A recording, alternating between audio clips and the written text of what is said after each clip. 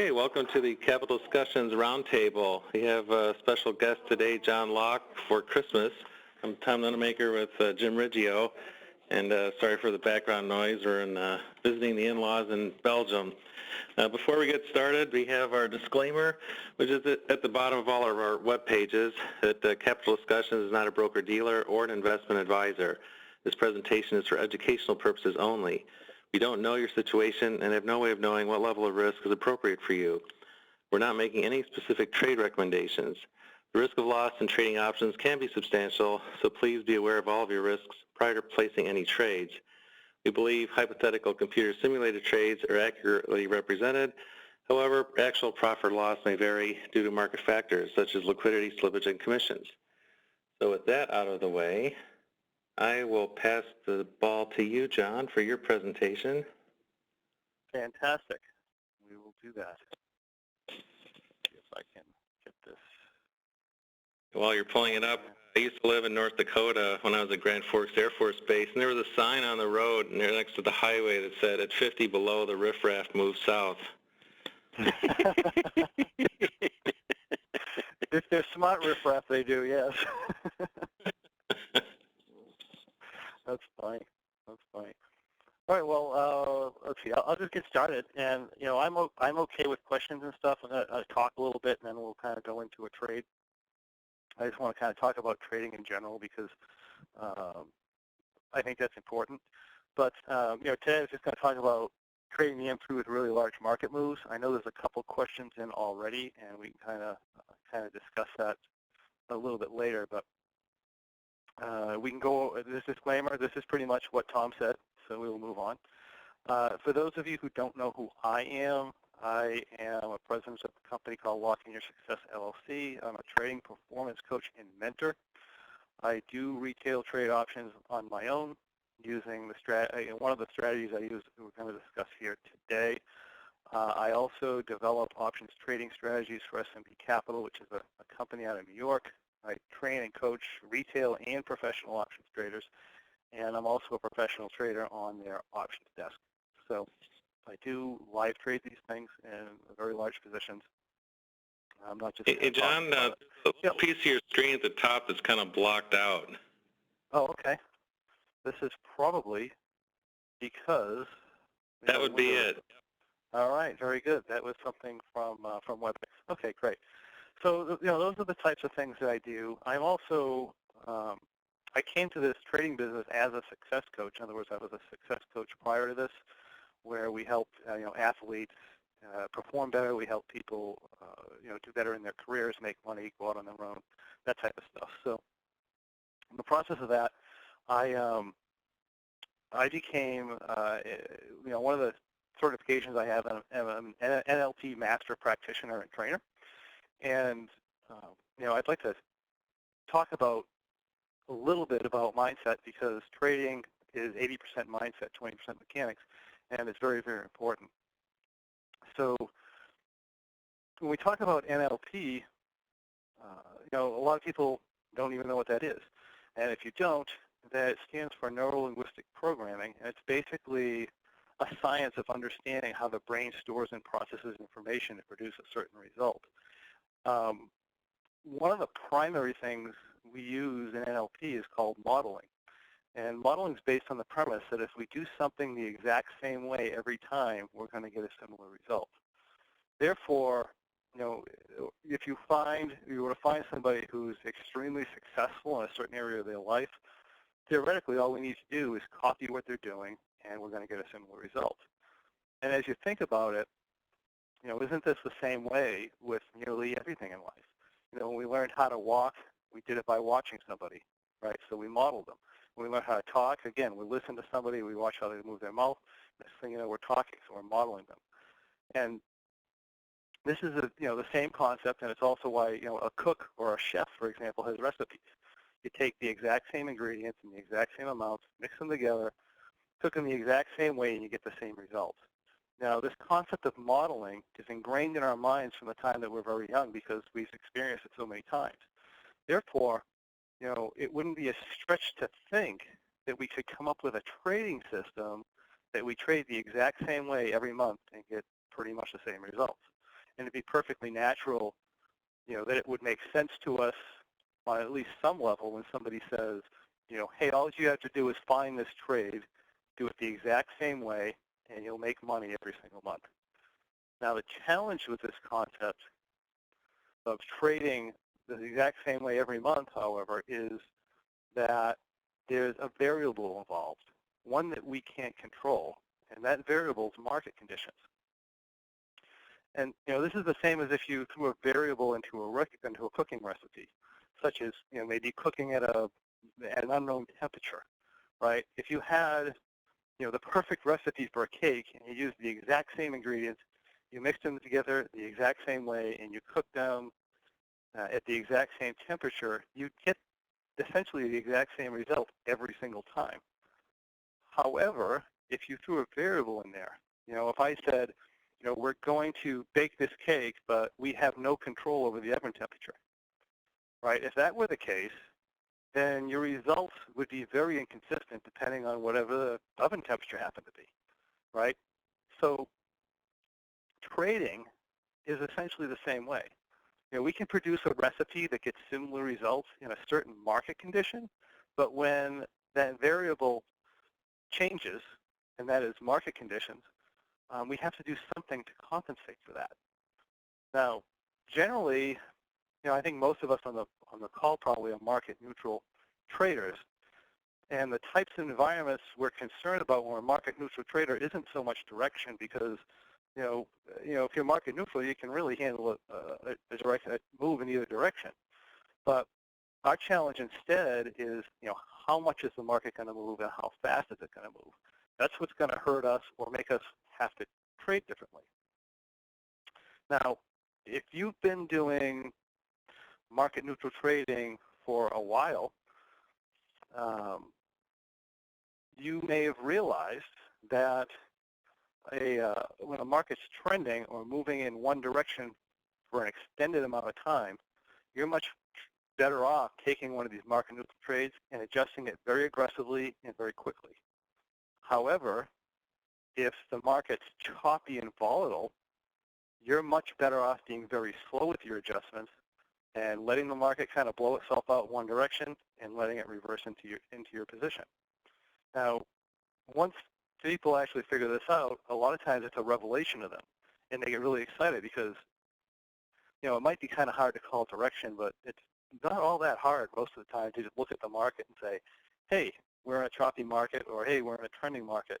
So, if I'm in a trending market, I adjust more aggressively. If I'm in a choppy market, I let the trade go a little further than normal, and when it gets marky and choppy and volatile, and then I kind of let it come back. And most people find that this works out really great, but it only works great until you're wrong. Because if you've experienced this, when you take on too much delta risk in a very volatile market and the market remains volatile in the wrong direction, the results can be really devastating, right? And this is because most market neutral traders, when they trade, they use these strategies that take on a lot of directional risk as the market goes against them. And if they wait in a choppy market for the market to reverse, then they're just taking on way too much risk. And when they do that and they're wrong, they get hammered. So this is why I decided to do something a little different. I said, this isn't working for me. I had been through this when I started trading. I was through this process a lot of times. Of, hey, making money, getting wiped out. Making money, getting wiped out.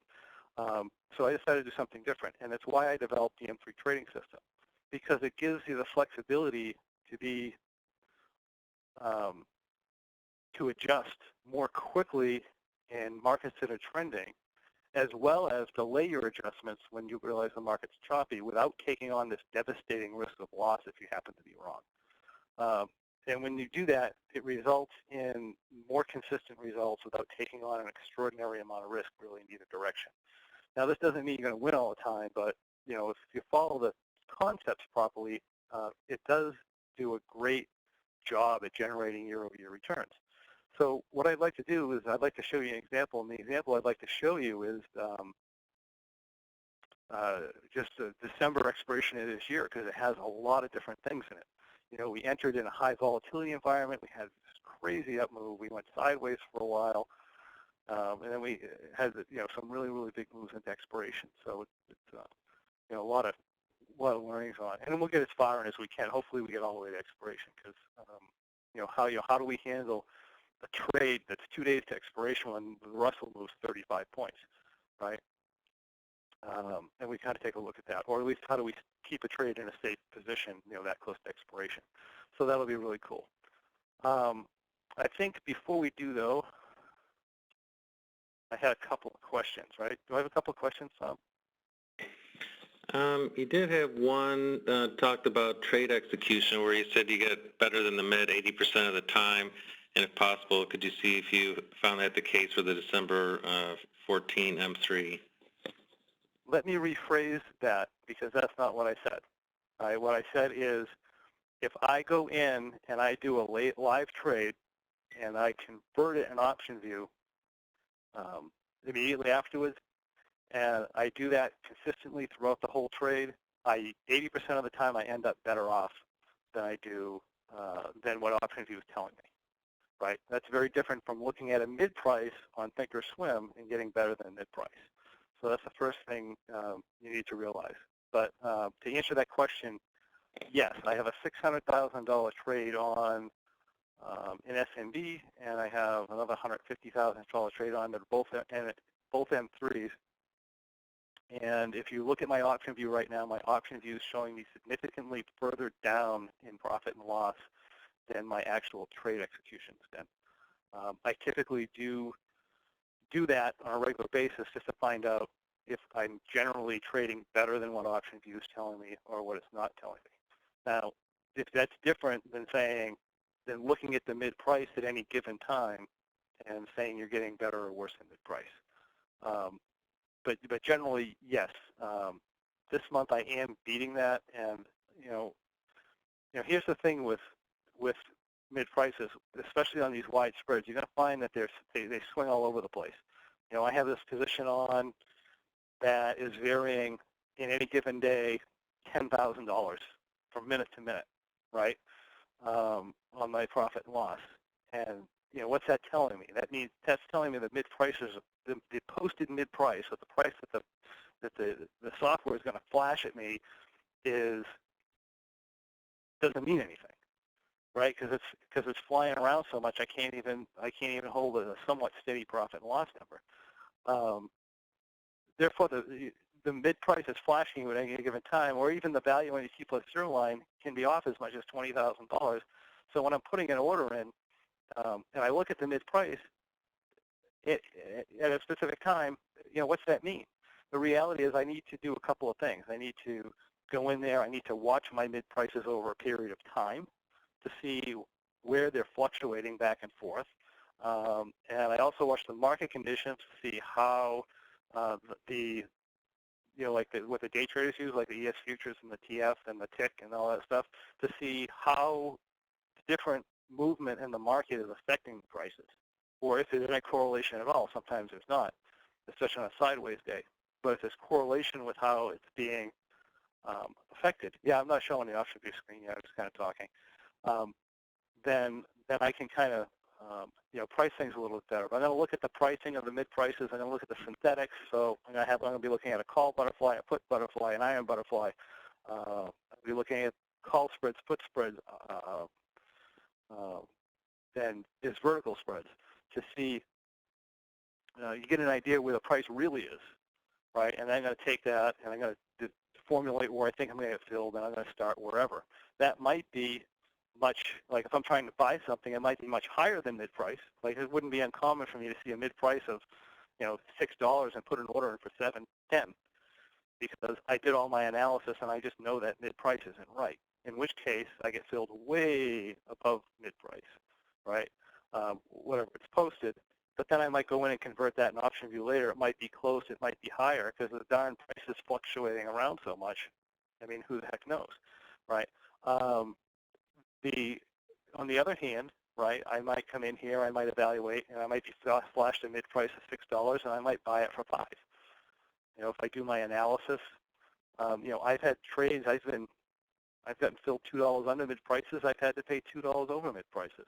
So it's a matter of determining what your mid price really is, and that's just kind of part of trading. Now, if you're trying to simulate, if you're saying, and I don't know what you're trying to say here, right? If you're not getting mid prices, that's one thing. If you're trying to emulate your profit and loss in option view, and just to find out, hey, is this real? In other words, I can do this. I can do this trades hypothetically in option view, but can I really get this pricing when I live trade? And my answer to that is if you have a little bit of training and execution and experience, you should be able to simulate within a very reasonable amount what you can do in option view. What I find more often is that people, more often than the mid price being off, people don't actually trade the same way they trade in an option view. In other words, they'll do this option view trade, and they'll look at their position once a day in option view, and then they'll proceed to take intraday ranges into consideration when they actually trade. If you do that, you're going to get two completely different results, right? So if you're getting a different result, it's more likely something like that. Another thing they do is, in option view, they'll let a trade sit at a borderline area for 7 or 8 days and not worry about it. In live trading, if it's there for one day, they freak out and they make this trade ahead of time. And then they wonder why they get a different result. And they say, well, geez, it couldn't be that I looked at it the wrong way. I must have an execution problem. And it's not an execution problem. It's something else. So, just keep that in mind when you're doing stuff. Hopefully that's helpful. I'm not beating up on anybody. I want to be helpful with everybody. Yeah, thanks, John. That's a good answer. Yeah. Okay. Great. So actually, let me go back to the slideshow for a second. Just some background on this trade for people who don't know what it is. So this is what an M3 position looks like. It looks like butterflies with a call, and essentially that's what it is. When you start out, it's usually out of the money put butterflies the way I started. You can do it as iron butterfly, you can do it as a call butterfly, it doesn't matter. We use a deep in the money call because deep in the money call helps stabilize the Greeks on the T+0 line. Sometimes we add some verticals in there. Sometimes we do not. But essentially that's what the position looks like. It is a process. In other words, it's not a hard guidelines trade. And because of that, we have the flexibility to come in here and make minor adaptations to the rule set to deal with the market conditions we're talking about. If we're in a hard trending environment, or if we're in a choppy environment or whatever, you can apply that to this, and you can push your delta limits, and you can be a little bit flexible with it. In other words, it's not something you have to jump on. In fact, one of the big things when we talk about trading, market neutral trades, a lot of times you'll get this strategy, and it'll look wonderful on paper. But then when you go back and look at it, for example, maybe it's this condor strategy, and I'm not picking on condors because they're fine, but it could be a butterfly strategy or whatever. But say you get this condor strategy, and you find through back testing it that you had to make a certain adjustment at 2 o'clock in the afternoon on this Tuesday, or you either had a maximum gain in your trade, and if you didn't make it, you had a maximum loss in your trade, right? Those kind of systems that depend on you making adjustments at specific times, and if it's disastrous if you don't make it, they do not work.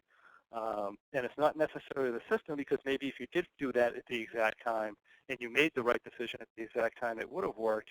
But it's because most of the time we don't do exactly what our plan says. We're off a little bit. Life gets in the way. We have execution problems, and we can't get stuff done at certain times. We have all kinds of things that happen. And plus, when we're under stress, we usually tend to make the wrong decision. You add those on top of one another, you take a trading system that looks perfect on paper, and you get destroyed when you implement it, because the real life doesn't work that way. You take a trade like the M3, however, it's a little bit different. It's like, I can make this adjustment today, I can make it tomorrow. I'm often asked, hey, should I do this or that? And I'm like, well, it really doesn't matter. It's just because it doesn't. It's really that flexible where it, 90%, 95% of the time, a lot of times it doesn't matter if you make an adjustment today, tomorrow. The only time it does is when you're right on top of expiration, and you're taking on a lot of downside risk, and you get a down move. But other than that, very, very seldom does it really matter if you make that trade at the exact time. So the trades we're going to go over is a $50,000 planned capital trade. I use a 10% maximum loss, 10% profit target on these.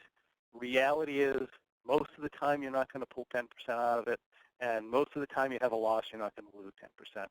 But those are good guidelines. Generally, if you hit 10%, early in the trade, you're going to trade the rest of the month without making any more money.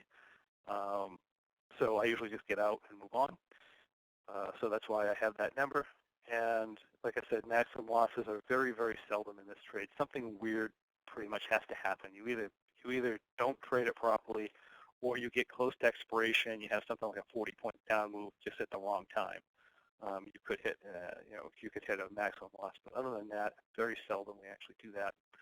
Our general parameters for trades this size is 50 delta positive. Negative delta will vary depending on where you are in the trade and relative to your tent and stuff. And it just varies between 50 and 100, and we'll kind of go over that. The other rules are, in general, is we're just going to maintain a negative vega in the trade. And the example, we're going to let some of them go positive vega, and we'll tell you the consequences of doing that. We want positive theta. We want to be aware of the Greeks and the profile along the T plus 0 line. It's all very important. And you also want to be aware of how they're changing. In other words, your T plus 0 line, at, I don't know, 1150 might be something today, but depending on how close you are to expiration and which way the market moves, that T plus 0 line is going to move. And you want to be aware of how you do that. And that's what the M3 trade does, is it talks about how to maintain a stable T plus 0 line. All right, so let's just kind of jump into option view here for a second. So this is an example. Well, this is an example of what you would have done in December entry. Typically, for training purposes, we go in 56 days to expiration. The reality is, you can go in, pretty much any time under 70 days in a low volatility environment. The furthest I go out in a high volatility environment is 56 days. Sometimes you might want to go closer. As far as entry, you can enter this as late as 15 days. I have traders who trade this for 15 days and move on. So, but for training purposes, it's really good because you get to experience being far from expiration, being close to expiration, and how the market changes. In other words, this system in general is for learning. It's to learn how to be in the market without losing a ton of money. So this example, we did 14 butterflies in one call. Normally, we're doing 10 butterflies in one call. However, we are in an environment where we just had a very big down move. Volatility is elevated. When volatility is elevated, we tend to get a flat T plus 0 line. It allows us to add in more butterflies against one call.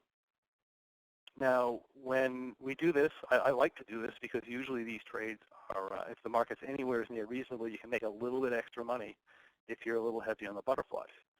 So I actually kind of like that. But anyway, the entry position is going to look like this. We have a very flat T plus 0 line to the upside. We have lots of room to the downside. We have a planned capital of 50,000, but we're only running about 24,000 in the trade. Later on, a lot of times you'll end up with more capital. So sometimes you don't. So here, I'm just going to look at my notes, and I'm just going to kind of, we'll just quickly go through the first part of this, and we'll go from there. So if I go, and this is a tough trade, right? So 1030.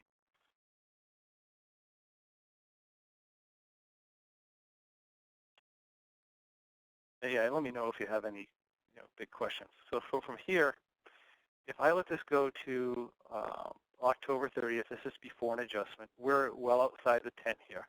One of the things we watch for in this specific trade is, our maximum negative delta outside the tent like this would be minus 50. That's not a problem here. Our gamma being positive is a good thing. Our theta being positive is a good thing. The vega being positive, I see as a problem. The reason I see that as a problem is because that's kind of telling me, my vega number is kind of telling me what's supporting my T plus 0 line at the price level it's at. So if we're getting fast market movements, what tends to happen is they tend to inflate the value of this put option because this happens to be the area where people are taking directional shots at the market, and it tends to crank the time premium up in that call. And that's going to give you a bump in your T plus 0 line up here. But it's only going to be there until the participants in the market think the market's not going anywhere, in which case, if you're positive vega, the T plus 0 line just falls out on you. So that being the case, I'm concerned about that, and I will usually correct positive vega. However, this is not something that's terribly urgent. It doesn't usually, if the market's moving fast, it takes the market a couple days to figure out or decide that the market's actually not going anywhere, and eventually the line's going to drop out on you, especially if you're 50 days from expiration. A little bit different if you're 2 days to expiration, which is why we trade differently 2 days from 50 days. But really, that would be my concern here. So by guidelines, right, and like I said, we do have guidelines, and by guidelines you need an adjustment here. So normally, let's see, what on the 30th, so we went ahead and just kind of rolled that butterfly up, which is the type of adjustment you would do in this particular situation. Usually if I roll it up, I'm not going up 20 points under the market. Usually I'm only going, with my long strikes, maybe 10 points over the market. Not necessarily looking to get inside the tent. I can't control my position from inside the tent. I have much better control over on the edge of the tent, so that's where I try and keep it. So I roll this thing up. It does increase my negative delta a little bit, but that's perfectly fine. And we're just sitting here. So let's just kind of hop forward a couple times to, I'll go to 11.6, which is the next time we do something. And I believe we just have a high delta problem, right? Our maximum delta outside the tent is minus 50. We're minus 61. We can correct that with a vertical spread. If I move forward, I just put in 5 vertical spreads here. Live trade that you did? I did a very similar live trade. This particular trade is the trade that I did real time on my website. Okay, great. Right. So I made the decisions real time, but we do them simulated because of SMB regulations. I have to do that. So anyway, we do these verticals, and now everything's good. We're negative vega, we're negative delta, everything's perfectly fine. We shoot up to the following day, right? We had a negative delta problem again, so I did 5 more verticals. And again, I keep my delta around under minus 50. I keep my theta positive, my vega negative. That's good. We go to the 12th, which is the Monday. I see the 10th, which is Monday. What tends to happen here is if the market just sits, here, what tends to happen is you're going to balloon out here under the tent. You're going to drop out here over the tent. You're sitting here at the axis of that, and your delta is just going to increase as you sit here. So you might get in a situation like this where you're sitting in this position every single day. You're getting a delta increase. So you get that delta increase as you sit here. You just continually, do that. Actually, let me go back because I think we did another roll up or something. Yeah. So I'm at 11.10 here, and we're in this position. I am positive vega, right? This is before that last adjustment that we did. I'm positive vega, a negative delta. One of the guidelines basically says that if you're 10 points past your long strike, to roll up, and the idea behind that is essentially that usually when you're 10 points past your long strike, you're going to have some sort of a vega issue. Now, the reality is there are multiple things that you can do here to correct your vega, but I am going to, in this case, just roll the position up. So if you go the other half an hour, you'll notice our 11.10, they're actually up at 11.30 now. And I've also reduced my butterfly size down. Now, I did that because the volatility's dropped, and now, if I have my 10 butterflies on it and I have one call, my delta is right where I want it, essentially. I'm minus 56, which is actually, this is still a little bit more negative delta than normal, but it's acceptable. I mean, it's close to minus 50, so everything's fine there. I shoot to the 12th.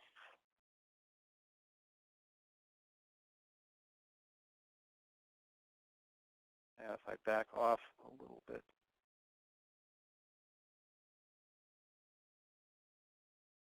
right, again, I'm pushing my maximum delta numbers, so I do, 5 verticals sitting here. And this is the position we're sitting in at 5:30 on the, oh, no, okay, no, we didn't do anything there. So let's go to the next day. It happened the next day.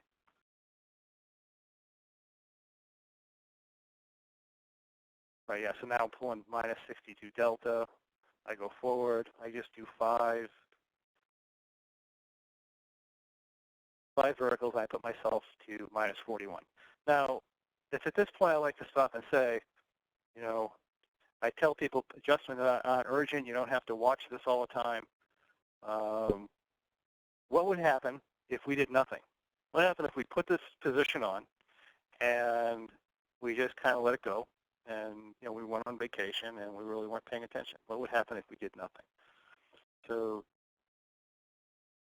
let's take a look.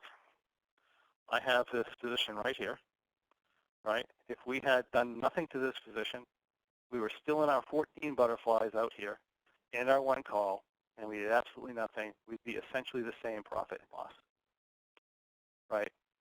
So I am in here. I am correcting my position. I am following along.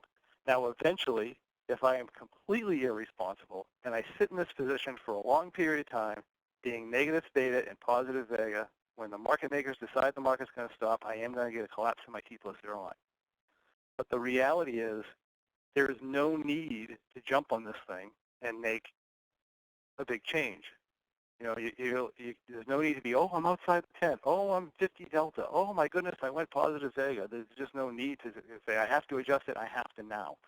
What this allows you is it allows you the ability to make very efficient adjustments, right? If you're always, I always say, how do you get the worst execution on a trade? The worst execution you could possibly get on the trade is if you sit there and watch it all day and you say, oh, I finally hit my number. It's time to adjust now as the market is going against you. That's the absolute worst time to adjust it. The reality is we could have sat in this trade and waited for a good opportunity to make an efficient adjustment and adjust it up and did it the right way. Now, in our one-on-one coaching, we talk about, and our group coaching, we talk about how to get the most efficient adjustments. When is it most efficient to buy a butterfly, when is it most efficient to sell a butterfly, or verticals and so forth. But the reality is you don't have to jump on this thing. So we just want to be, very aware of that. Okay, so let's go back to the regular count, and this is where we're sitting at this point. We have, 11:30 butterflies. We're still 37 days to expiration. No big deal. So let's just kind of shoot to. Hopefully we can actually, yeah. So we don't do anything here until the 21st. Let's go to the 21st. Yeah, and just to be clear, you are not going to get mid prices if you're if you're selling a bullish vertical spread when the market's going up. You're not going to get mid prices. If you come in here and you look at your internals, for those of you who don't know what the internals are, if you're coming in here and you're looking at the internals here, and your tick number is up at 500 or 700 or 800, and you're trying to sell a put spread and you're wondering why you're not getting mid prices, I can tell you why you're not getting mid prices. Because you're negotiating with somebody who doesn't want your trade, right? If you want to get the good price, you want to get this below mid price, you sell it when the tick is down, or when you start looking at the futures. If the futures are headed down, that's when you're going to get efficient adjustments. You're not going to get them here. So just mention that. So you're much better off to decide you need the adjustment, and if you can, wait for the opportunity to do so. Usually this trade allows you to do that. Not all the time. Sometimes you have to suck it up and just buy it and pay up for it. But most of the time, it gives you that flexibility. So anyway, we're sitting on the 21st. Looks like we are minus 80 delta. We probably need more verticals. So it's going to come in and I did 3 verticals up to the 1140 and 3 verticals up to 2 to the 1150, bring myself down under minus 50, get myself into a position like this, right? Essentially, we're in the same position we were in when we started. That's what I like about this trade. You reset it, you reset it, you reset it. So going to the 24th. Oops, sorry, let me go back to the 24th. All right, again, the market's just kind of hanging here. Our delta's too high. So more verticals, right? So bring us down to 50. We go to the 25th. We had the same thing, more verticals. Let me go to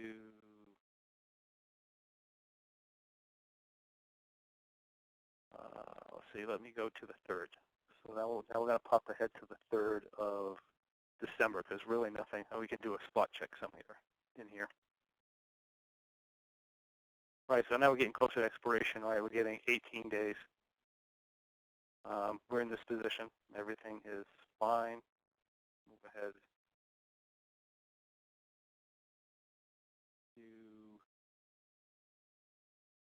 to 5th. All right, so here's the 4th. Right, everything is fine. Going to the 5th. I'm just going to show. I want to have time to answer questions, so I don't want to get too crazy here. We're sitting in this position on the 5th, right? Delta's too high. In other words, the market's just kind of hanging here at the 1180 level. So we're doing the same thing. We're just kind of pushing in the verticals, pushing in the verticals. I am, let's see, 14 days to expiration. I am not even remotely concerned I'm outside the tent as long as I can hold my breaks, right? On my T plus center line, which I'm holding them quite nicely, right? I'm positive theta, I'm negative delta, I'm positive vega. Moving forward, we do nothing till the 15th, so we'll take a look at maybe the 14th. Oops, I guess we'll have to look at the 12th. Right, so now we're down here. We're slightly positive delta. We are starting to push into the tent. I do start to get concerned if I get too close to here, but at this point, still 20 points from here. I'm still, gosh, what are we? 40 points from maximum loss, assuming Vega doesn't hurt us too much. So no issue there. We come into right before we make this adjustment. On the 15, we're down 11, right? Let's see why. Oh, okay. I started doing something different on the 15th. So here we are on the 15th in the morning, right? I'm starting to push over my maximum delta. I'm only 4 days to expiration here. So this is what I look like 4 days to expiration and pushing my maximum delta number. Now, pushing my maximum delta number, I'm already, I still have plenty of room to the downside here. But I can do this intraday now. Most of the time, I recommend against doing intraday adjustments. 4 days to expiration, and I'm okay with it. I mean, we are getting a little bit more back and forth. The reality is here, though, if you hit an adjustment point, you should probably have exited the trade, right? You're up close to 5%-ish. In theory here, it's, you're well possible. If the market's just giving you a problem, you should probably exit. But we are not going to do that. We're going to continue to move on. So at 10:30, let's see, I did, 11:30. I'll show you 11:30. Close. Let's kind of take a look at what our positions look like here. 11:30, I did this. Okay, if you're saying, well, what the heck did he do? What I did is I rolled back my 11:30s to 11:10. When I do that, that's going to create a very bad position for me to be in. So then let me show you what I mean by that. So I'll go back a half an hour. If I were to do this by itself, right, and this is what a lot of people do, and it's not necessarily a problem with doing this in general because it does flatten our delta out, but it puts me in a very bad situation where now I am more of a regular condor trader. I have a lot of upside risk if the market reverses hard. This actually isn't that bad. Sometimes you'll do this and you'll get a ton of risk here on the upside, in which case that's not a good thing. This, I wouldn't do this aggressively. I could have done it a little bit less. But if I want to bring this and make this even more friendly with a continued down move or an up move, if the market gets more volatile, because I assume when the market comes down like this, it's going to get more volatile, I go into this position here where I roll back my 1180s to 1160 and I reposition my short strikes. I do that through a series of butterfly orders, and I can get into something like this. So now I've done the rollback. I've given myself more room to the downside, and I've relieved the pressure of going to the upside. Right, so it maintains that nice flat T+0 line, so now it's still very resilient to very significant price movement. So that's what I did there. And did I do anything else at that point? No. But I will show you a different adjustment that I could have done if I waited till the end of the day. So the question is, did I have to do this? No, I didn't have to do this. This could have waited till the end of the day. If I go to 1500, I'll show you the trade if I wait till the end of the day. Right, so this is doing the adjustment. This is not doing the adjustment. Right, had I held the same position, I'm running 207 delta, which is way, way over maximum. But quite frankly, I don't usually pay attention to the intraday delta anyway. I will take a maximum delta to the downside where I will take some sort of action. Usually it's higher than 207. I'm usually not that concerned about intraday. So I could have certainly done this. And if I did that, did I actually make these adjustments here? 15. I think I did. If I did that, then one of the other things I could do here is I could roll back this short strike instead of this one. In other words, I could hold this one at the 1130 if I wanted a little bit more of an aggressive trader. I could roll this back and then correct my 1080. So I think I actually did that already. Yeah, so I rolled back to 1140. I brought my longs to 1170, 1160. Now I'm not 200 delta, I'm positive 35, and I don't have hardly any upside risk here, right? So I've done pretty much the same thing. This is a little bit more aggressive than the other one because I have a little bit more downside risk. I have a little bit more upside risk doing it this way. But if I'm a little bit more of an aggressive trader, I might do this. The reality is you can do either one as long as you're staying within the concept of the trade and keeping your T+0 line flat. So here, here is that position there. So let's go back to the original position. And things just start getting interesting from here because we start getting some really big market moves. Now on the 3rd, let's see.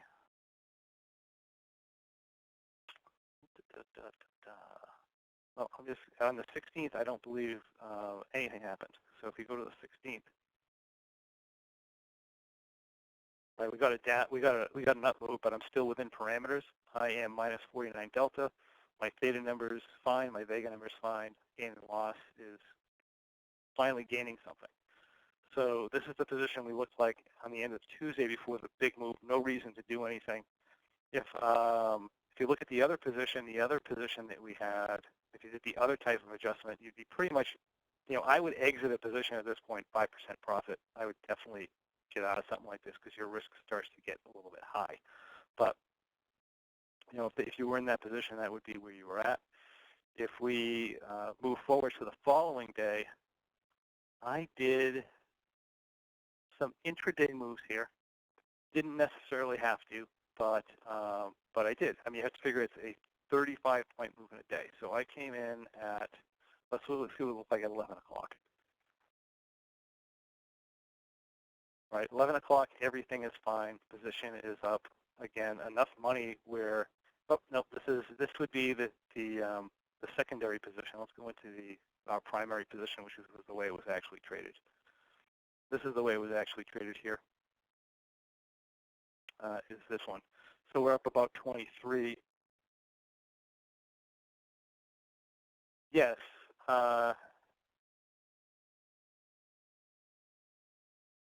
People are, okay, yeah. I want to address this actually. Yeah, I do want to address that. Okay, so from here, this is what the position would look like earlier in the day. Of course, later in the day, we'd be doing stuff. Basically, all we're doing is we are closing out these spreads, these 1140, 1150s as the day goes on, and then the following spreads. So if we come in here, right, we did those 5, 1140, 1150 verticals. We continue on, let's see what time, 12 o'clock. We start taking out these 1150, 1160s. 12, actually nothing until 1430. Right.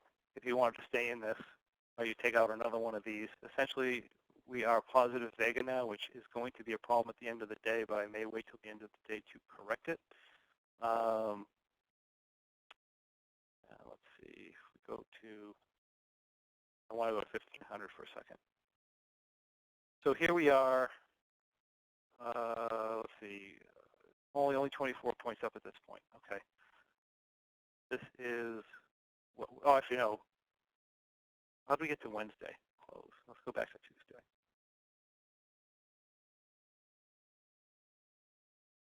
Sorry, guys. So Tuesday, end of day, we're sitting in this position here.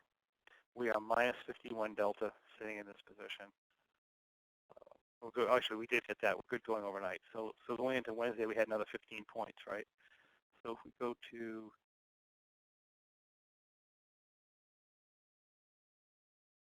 here, we're sitting there. Again, nice.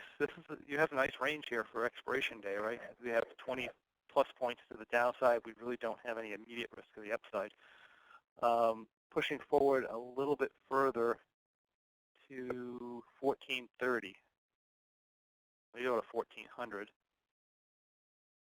Okay, so normally this is the point where I'm 2 days to expiration, and I need to decide, I'm at an adjustment point, and I need to decide what I want to do with this. Do I want to fight the trade? Considering we've had such a big move and we had another big move the next day, do I want to continue to fight this trade into the day tomorrow, or do I want to give up, right? And if I wanted to give up, what I would just do here is I do this, right? I pull most of these verticals off. Let's try 6, plus 6. And I would just simply drop out of this call here, right? I'd essentially end up in something like this, where I really don't have, I have hardly any more risk to the upside if the market continues to go up. If the market stays here, I might make a little more. If the market settles back as much as 20 or 30 points, remember, this is the day before expiration, so I could literally drop back 20 points, and tomorrow, if I could hold half the day, I would actually be up a fairly decent amount of money. So this is not a bad position to be in. And realistically, for me to hit maximum loss, I have to be all the way back at 1110, which is like 40 points, right? And this is a scenario where you might take a max loss on one of these. If you pull into something like this and you happen to get a gap down at 30 points and run, you could end up doing that, but it would be very, very rare. right? Really, anything that's within twice a normal is fine here. So this is what I would tend to do in a move like this. But I may want to do, that's what I would do. If I wanted to, though, I could continue to try and trade this into expiration, and that's what I'm going to show you doing that. Because if you're in like a weekly trade or something, you might want to use these techniques for weekly trades. So going into the next half an hour, right, the market's a little bit higher. I pulled off another one of these. I'm sitting in this position here, right, again, which is not a dangerous position. I could literally sit here and probably be okay.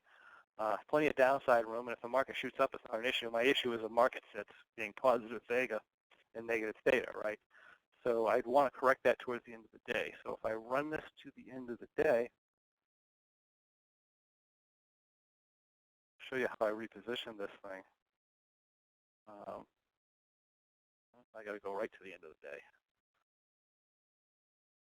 Right, so essentially what I did, actually let me go to 15, is I'll do this a little bit of time, is I want to close off the downside risk because it is essentially flat, and I'm going to need the capital anyway to make this next adjustment. So I'm going to close that off. I'm going to want to sell my time value. That is here. So, and I would have done this earlier, right, when the market was a little bit different price, probably. Well, actually, no, I did a little bit later, actually. So I think the market was a little different price. But anyway, I sell my time value here. I can buy up in here. That's worthless.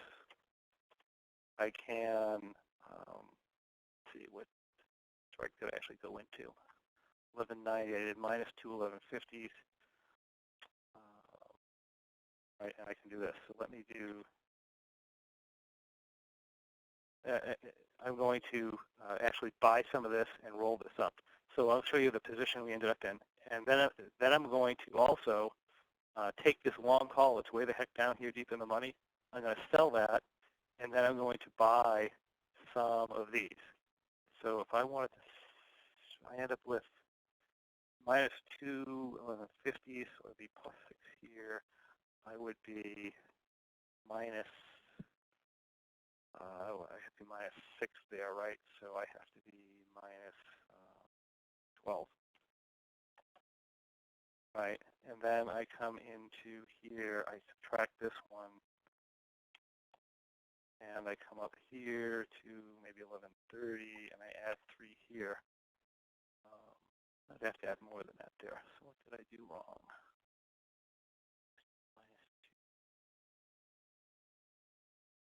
Analyze this. Oh, I did something wrong there. Okay, I got too many long strikes. I didn't. All right, so I have to plus 8. Plus 6. Anyway, I'll show you where I went to.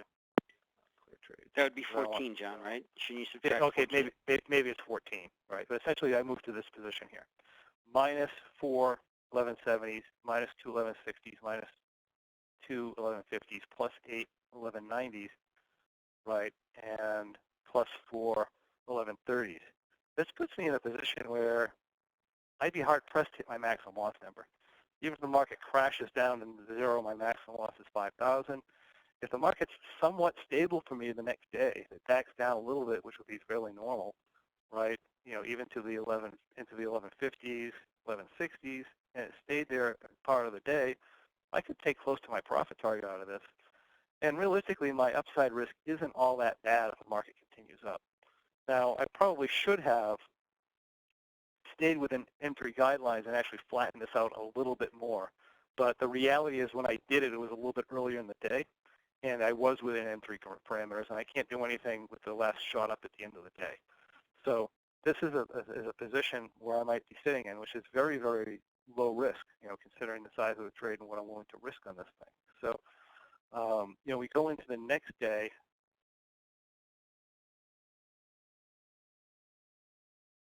And I don't know if we did anything on the 18th or not, other than close the trade. We had a gap. So we're 10 o'clock in the morning, right? We had this gap up.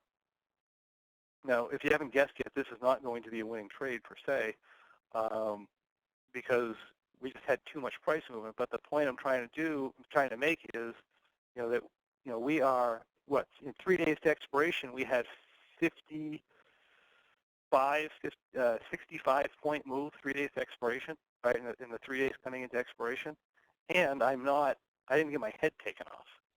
Where if you're doing other types of moves and you're trying to stay on top of the market, you're going to get your head taken off and you're going to just be destroyed. So here, I ended up doing a couple more verticals here. By the end of the day, I was sitting in this position here, right, which is essentially going to be a break-even trade. I had, because the market went up, we ended up rolling these 1090s up to 1200. We ended up rolling the shorts to 1180 and to 1190. We ended up buying, I think, some more of these. Not quite yet. Let me just go into the end of the day here. No, I'm sorry. We rolled up and sold one of these. At the end of the day, you're in a position that looks like this. Now, whether you want to expire something like this or not is up to you. I mean, we know that if when settlement value isn't the value we close out on Thursday, you're going to have substantial moves.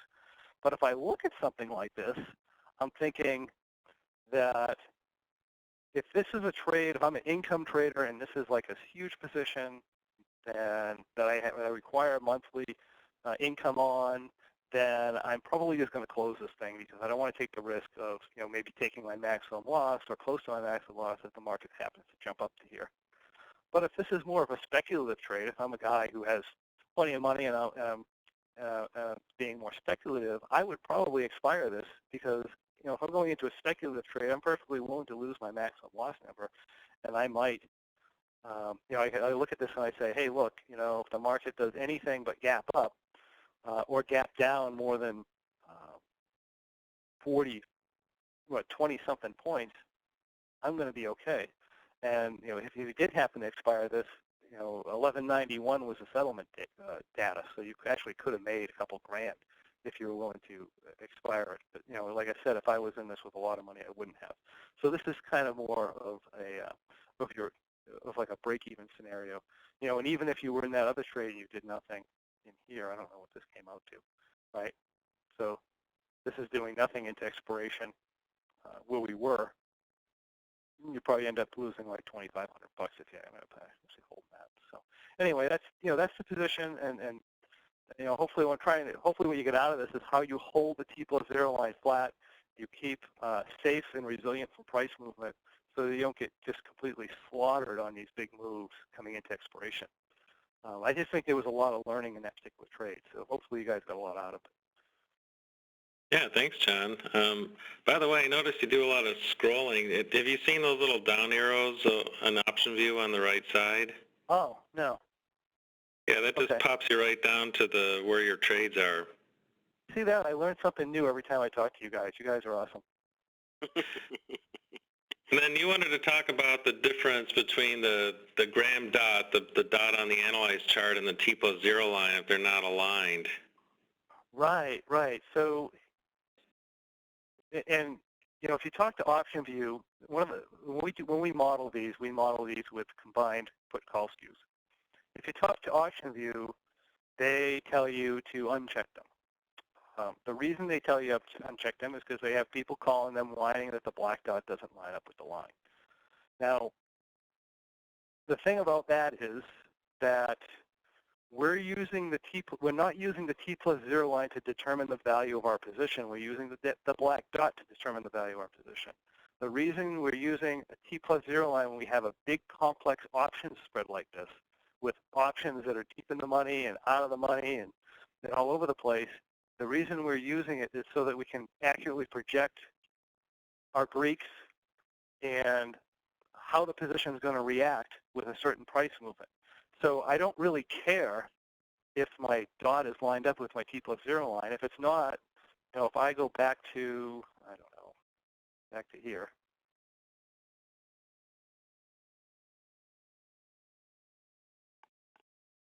right? If I go back to here and my dot isn't lined up my T plus 0 line, I just make this assumption that, hey, I am currently, my profit and loss is 1,400. My actual profit and loss is, I don't know, whatever this is. Let's say it's 400, just for the sake of argument, right? I'm just going to assume my profit and loss is going to maintain $1,000 under that line for the duration of the trade. Whether it will or not, I don't really know, but I just make that assumption. Yeah, I usually just adjust the volatility on the left just to raise lower the T plus 0. And if you do that, you change all your Greeks. Yep. Right? And what we want is an accurate, and you're going to change it to the profile of T plus 0 line, and we don't want to do that. We want to know what a theoretical T plus 0 line is doing, because through experience, I've found that your profit and loss, your actual profit and loss in the position is going to go up and down according to the theoretical Greek line. And if you if you do something to try and make them line up, then, because when price changes, your Greeks change, right? So if you force that to match your price, you're forcing your Greeks to change, and you no longer have an accurate representation of what's going to happen in the position when the price moves. So I avoid doing that in a position like this. I mean, if you're doing a regular vertical spread, I mean, who cares, right? It doesn't really matter. But when you get these in and you start trying to force that line to match the dot, you end up with some Greek profiles that are not correct. And now you can no longer rely on the accuracy of T plus 0 line. So I would, if you can do what you want, I can just tell you that it does affect the performance of the trade if you have the need to have that line up. So, I would suggest you just kind of let that go and trade the darn trade and not worry about it. Well, that's what I usually do. If you want them to line up, that's what you have to do, is to see what the market, some differences between the T plus 0. Right. And you can, you can force this to match the T plus 0 line. All you got to do is go in your model and you just change your model, and it'll match the T plus. It'll match it, but it's also going to give you Greek numbers that, quite frankly, aren't beneficial to you. So, John, have you noticed that if you have your butterfly on and you're above the butterfly, right? The price is to the right of the butterfly. If the market ends up going through a crash and you go into the butterfly, have you noticed in option view, will they sometimes overstate, will that T plus 0 line sometimes overstate or understate what your actual profit would be as you move from the right of the butterfly into the butterfly on a market crash? On a market crash, the line will drop because in other words, for the most part, a butterfly by itself, when the market comes down, is going to gain value even though it's negative vega. With a reasonable volatility crash, if you're in a butterfly position, you're usually going to get a bounce in that, unless it's a severe crash, in which case you get a very large market increase, in which case it will depress the T plus 0 line. The more of a condor-ish type of a position you're in, the more that's a problem. So in other words, if I'm in a straight butterfly and I'm outside the tent, and I can get a pretty severe down move with a pretty severe volatility increase and have a very stable T plus 0 line. One of the things I'm aware of, though, is as I separate these strikes, this becomes more and more volatility sensitive, and the more I'm going to have a problem with the downside. Right, so it's a little bit dependent on what happens. So yes, if I get a very severe, quote-unquote, market crash here, even if I'm here, I am going to get a significant depression in this particular position because my short strikes are so wide apart. Does that make sense? It makes perfect sense because, and actually, the thing is, I never thought about it the way you ended up stating it, but boy, that was logical. Because what happens is that when the market ends up going down like that, all of the volatilities go up. And so what ends up happening is that there's a difference between moving every single volatility up, say up 10%, versus what happens with the at the money ones, which are going to end up being where you are, right at the center, are going to end up going up more than, say, the very far below the money. So when you separate those strikes, you're going to have a difference in the two. because you're going to end up losing more points on the further one to the right. So that actually makes a lot of sense. I never thought of it that way, that in a butterfly, you'd end up having a different ratio than you would in if you split them and you have more of a condor shape. Right, right. And as an M3 trader or a trader in general, you should be conscious of that and realize that you need more room if you're in a condor than you do if you're in a butterfly. Yeah. Has it changed much over the last couple of years for you? Just the way you've had to end up adjusting things, okay, and the way the shape of the market and the implied volatilities on the different strikes? Well, it depends on the conditions. 2013 was one of those years where you had terrible market skews coming in on your T+0 line. So, as we come into 2014, they get less confident in market direction, and you get much more favorable conditions to do something like this.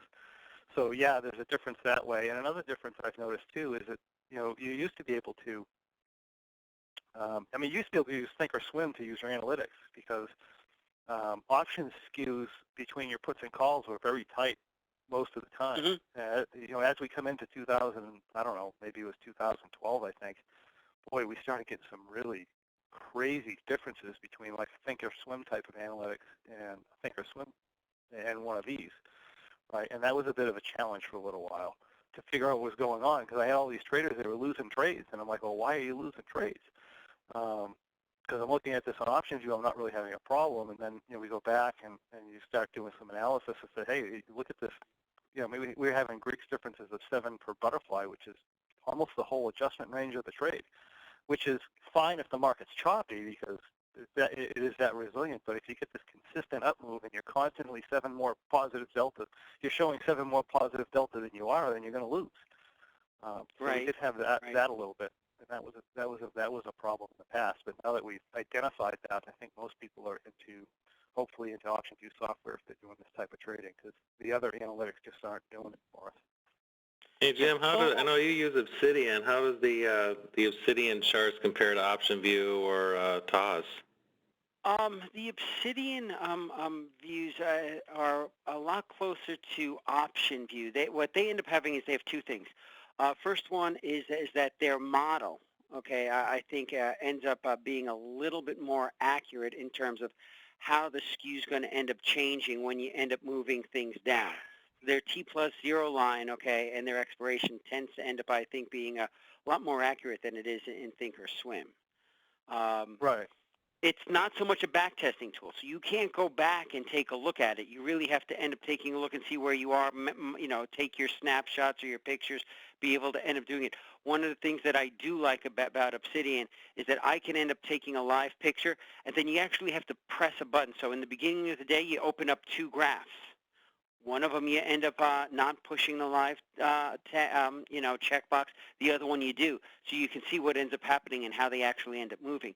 Because the skews have made so much different. John, what we ended up having last week is that I ended up doing some work with this institutional hedging tool. All of these guys were professional options traders. They were volatility arbitrage guys.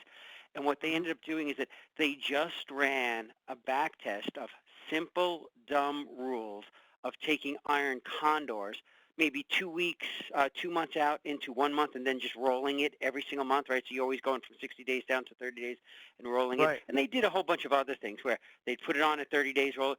So they showed us all of these different tests, and what it ended up showing is that because over the last couple of years, implied volatility has been low, and in addition, the much further below the puts have had a higher IV than the closer to the money puts.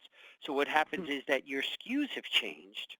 Right. And then couple that with the fact that with such low implied volatility that we don't really move very much, and then all of a sudden when we end up moving, we kind of end up ripping in one direction or another. It is shown that the standard iron condor was just a money in the bank trade for so many years. And probably, 2-3 years ago, it started to end up changing, and it's been a losing trade over the last few years. Interesting. Yeah, interesting. I mean, I've heard from a lot of people who've had challenges with those. That's for sure. But yeah, that's an interesting observation of how that works. That's awesome. Hey, John, Yeah, we did have a question. Somebody asked, in terms of trading through big moves, can you tell us about the largest move outside the left-hand side of the tent you've seen at an opening, an overnight shock, for example? Oh, the downside. Yeah. Right. Well, you have to look at the Russell in general, right? The biggest down move it's ever had in a day is 64 points. I think the biggest gap is in the 30-point range. So you have to be aware you may have a gap of up to 30 points. I mean, a lot of times, you'll get a gap of 20 points. It's 30 by the time you catch it. So I try to make sure that I stay in other words, if I get within 30 points of my maximum loss, I usually do something about it. Right. So as long as the Russell acts historically, you shouldn't get into too much trouble. Okay. It's always possible that something may happen that's never happened, or if if you're not responsible and you let it go too deep into the tent or too much to the downside. One of the things about this trade is if I get uncomfortable to the downside at all, I roll it back, and I give myself that 30 points.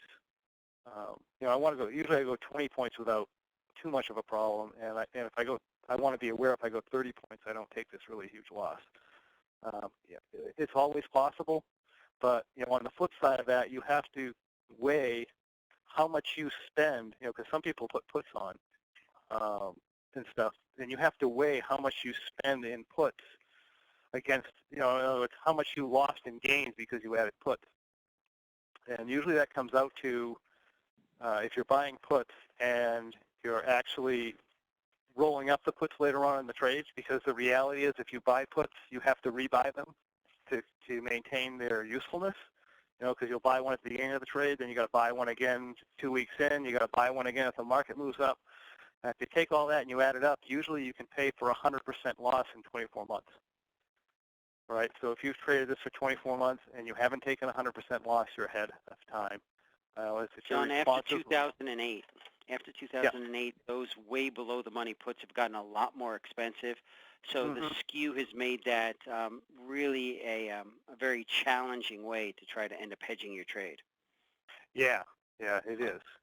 And other people try and hedge stuff with with calendars, and they don't realize that calendars, just because they say they're positive vega, doesn't mean that the value goes up if the volatility goes up. It more matters on how the front month volatility works against the back month volatility. And with a fast shock, you don't get, you'll eventually get a rise in the back month, but you don't get a rise in the back month right away, which means you get a rise in the front month and not in the back, and it loses money just as much as a butterfly does. Yes. Very true. At least at first. So that's not a hedge either. Realistically, you're in the market, you're taking risks, and if you take that money you would have put to puts aside, I can say that I've been in this similar trading since 2007. I really got involved with it in 2008, and we've lived through the worst crash. We've lived through a flash crash. We lived through the crash in 2011. And I'm not saying we never lost, but we never lost substantially more than our maximum loss number. If I take that money over, how many years was that? I don't know, 6 or 7 years that I would have spent on puts, I'd be quite rich now, right? Versus if I spent all that time trying to hedge myself. Very seldom is it worth it. So, you always have to weigh those costs. And the other thing I tell people, too, is you can buy the puts, and that's not guaranteed that you're going to be protected. You buy the puts, and, something happens out in New York City, and the market goes down 40 points, and your position expires at your put strike, right? Because the market's been closed and expires at your put strike, you've still taken a total loss, right? Even though you've been buying this put protection. So it's not a guaranteed thing. It is a guaranteed thing if you take that money and you put it in the bank. That way, if you take a total loss that time, and you have the money in the bank to refund your account. So. Hey, John, you have time for 2 more quick questions. Okay. All right. In the forum, there was a discussion of the option you model is correct when vol drops while market is above the fly in the M3. Some told to be more aggressive with adjustments in this case. What's your opinion, and are there disadvantages? And he said, to be precise, the process of going from high vol to low vol. You might have to say it again. Okay, let's see. Oh, okay, actually, I can read it. I think. Okay, there you go. Yeah, that's right. In the form discussion, the auction view model is correct and volatility drops while the market is above the, so say, okay, you're here and the market's above the fly, okay, and the volatility drops. Oh, right. So it's all a matter of how fast the market's moving. I think the question is this T plus 0 line going to drop out on you if the volatility drops? And you have to remember, volatility is a derivative of itself, so the faster it drops, the faster it drops. And this T plus 0 line will drop fast. More relevant than the actual volatility level is the anticipated speed of the market. If there's an anticipation of speed in the market, they're going to hold the value in this put, and your T plus 0 line will be stable. As soon as they decide the market's not going anywhere, the value gets torn out of this thing and it drops. So, or there's an event, right, John? The thing is that if you're out on that side and it's 3 days to the Fed meeting, you don't have anything to worry about. What's going to happen the day after the Fed meeting? Oh, it's going to get punished. Yes, exactly. If the price doesn't move after the Fed meeting, you are screwed if you're sitting there, right? So, and you're positive beta. Yeah, you're screwed. So, yeah. So that's what's more relevant than the volatility level drop. So that's what you want to keep your eye on. And there are a lot of, in other words, straight M3 we do, we stay behind the market all the time. We don't do other things. There are other techniques that we use to stabilize this T plus 0 line other than verticals that are much more efficient than doing that. Like adding butterflies up a little bit higher. In other words, we can do stuff to stabilize this if you want to stay out here, rather than staying in this configuration. But as a beginner, we always teach it this way. We demonstrate it this way because I don't want people getting confused and getting into trouble, because people get too many strikes in here. They tend to get into trouble. They don't know how to close the position or manage it. So certainly beginners stay this way. More advanced people are going to do other things to deal with T plus 0 line stabilization. Hopefully that makes sense. But Yep. And then just one last question from George. How do you tell the fine line between over-adjustment and timely adjustment? You do it with feedback from the market. In other words, if you're having to adjust up and down all the time, you are over-adjusting. The reality is, as I was saying earlier in the market, if you're in a trending environment, you're going to want to be more aggressive with your adjustments, because if you're not aggressive enough in a trending environment, you're going to just get this, what you'll notice, right, is the market will be going up and you're just going to get getting this constant drawdown in the position, because you're not being aggressive enough for the type of market that it is. If you're, on the other hand, if you're getting this chop back and forth, then in other words, you're adjusting up, then you have to adjust it down, then you have to adjust it up. Usually, for the most part, I have a 3 strikes and you're out rule. If I adjust up, I have to adjust down, I have to adjust up again, I'm pretty much done with the trade.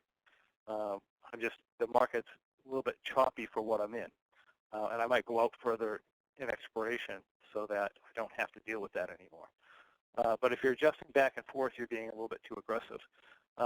Normally what I'll do is, like if I'm in a position where, I'll take charting into consideration, right? I'm going to look at if I look at my regular chart, I might look at something like this and I might say, well, how much is the Russell moving back and forth?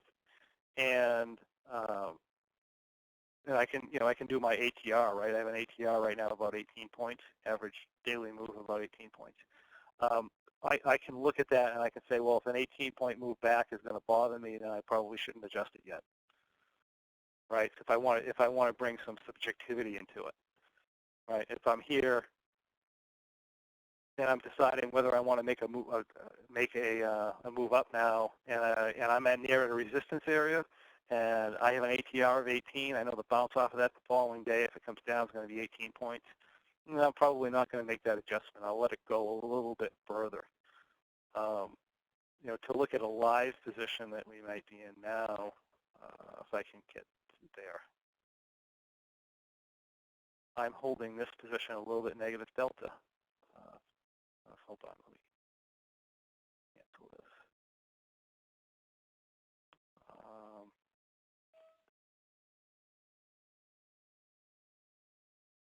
to show this for a sec.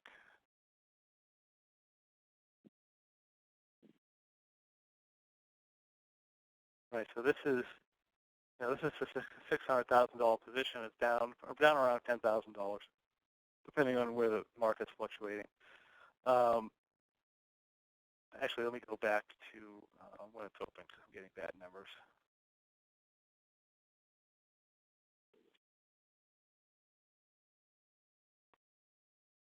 Right, so this here is something that I have a maximum delta outside the 10 of minus 600, but I'm letting it go to minus 600, minus 700 because we're coming into a resistance area here at 1213 to 1215.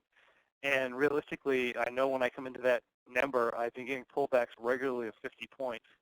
So all I'm trying to do is I'm trying to stabilize my T+0 line here while the market blows itself off and waiting for the market to make its 50-point move back into this area here where I can, catch the market and then trade with it. So in this case, I'm letting myself go a little bit more negative delta. I was having a volatility problem, right, with this, because I was positive vega in the position I was in. And to stabilize my volatility, I ended up doing, let's see if I can get, what time I actually did this, 23rd, 15:36. So I actually have to go at the end of the day.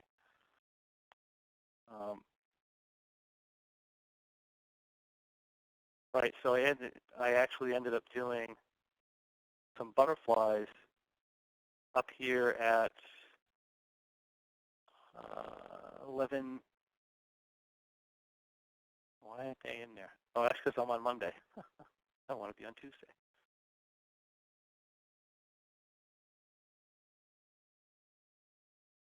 Right, so I actually ended up doing some butterflies in here at 1180, and that was just simply, the only reason I did that was to stabilize my volatility number. Because I was sitting in this position earlier in the day, I was well positive vega. And I don't necessarily want a delta correction because I'd rather maintain my negative delta, but I don't want to be positive vega. So earlier in the day, if we go earlier in the day. Right, see, I'm having this volatility issue. One of the things we're concerned about when the market comes up to a resistance level like this is a lot of times, when it does this, it comes up here and it runs sideways for a while. And it's kind of been doing that. So in other words, we might come up here and it may just kind of grind up to our 1213 and kind of run sideways. That being the case, I am concerned, look at where we're going. We're going from a market environment that's moving an average of 18 points a day, right? And they're kind of scared of where the market's going, to a market that is likely to, if it doesn't reverse off of here, it's likely to just kind of grind sideways, maybe even kind of grind even higher than our resistance level. That being the case, I'm at a high risk now of these long strikes dropping out of value. And because of that, I'm starting to do vega stabilizer techniques, and basically I'm putting a butterfly in here at my 1180, and I'm doing some other stuff as well with verticals inside here, right? Because I put a butterfly at 1180, and I have to compensate for that delta increase with the butterflies with verticals. Now the good part is I'm getting a real good feel on the butterflies, and I'm going to get toasted on the execution on the verticals. Because when the market is going up like this, you get really good deals on butterflies below money, but you get smoked on vertical pricing, and you just have to pay too much for them. So that being the case, I am maximizing my execution on the butterflies, and then I'm just kind of getting beat up on the verticals. But average out, my execution is going to average out with that, and I'm going to stabilize this T+0 line so that when I'm sitting through the holidays, and I'll do what I have to do. I'll do what I have to do, as time goes on to keep this negative. But we can see right now I'm holding a very solid negative delta number. I'm holding a very solid beta number, and I'm outside the 10, right? And, if the market comes back on me, I'm in a more of a butterfly configuration here, and I can withstand a very big down move. So I'm trying to, balance everything out with the best of both worlds here. And this is kind of projecting a different T+0 line or number than what I had because it's after hours. I was trying to see if I can we made the last adjustments after 5:30, so I can't really show what the last adjustments were. But this is essentially the position that I'm in. And if I and these are actual prices and stuff too, by the way. But anyway, this is a trade that I started at the wrong time. I started it on Tuesday with the shorts at 11:10. That's why I still have some shorts at 11:10. This is the remainder of my butterfly right here, my original butterfly at 11:10. I still have part of that position on. That's the remainder of that at this point. So we sustained a really big up move, and when I put it on, I do bias this trade to direction, and I had biased it down. So in other words, I was wrong with market direction, and still, if this is a trade with a $60,000 maximum loss, it's down 10 grand, which is nothing. It's like being down $300 or $500 on a $50,000 trade. So they have to keep that that in perspective too. All right, John, I'm going to have to say goodbye now because I have another appointment that I have to run to. Listen, you have a wonderful holiday. Merry Christmas, and let's try to catch up soon, okay? Thank you so much for coming. You're welcome. Thanks, Merry Christmas. Thanks for having me. It's time for me to go too. So. Me too. So thanks everyone for sticking with us, and we'll have a good holiday season, and we'll see you in the next meetings. Thanks again, John. Merry Christmas, everybody, and thank you. Yep. Bye. Bye-bye.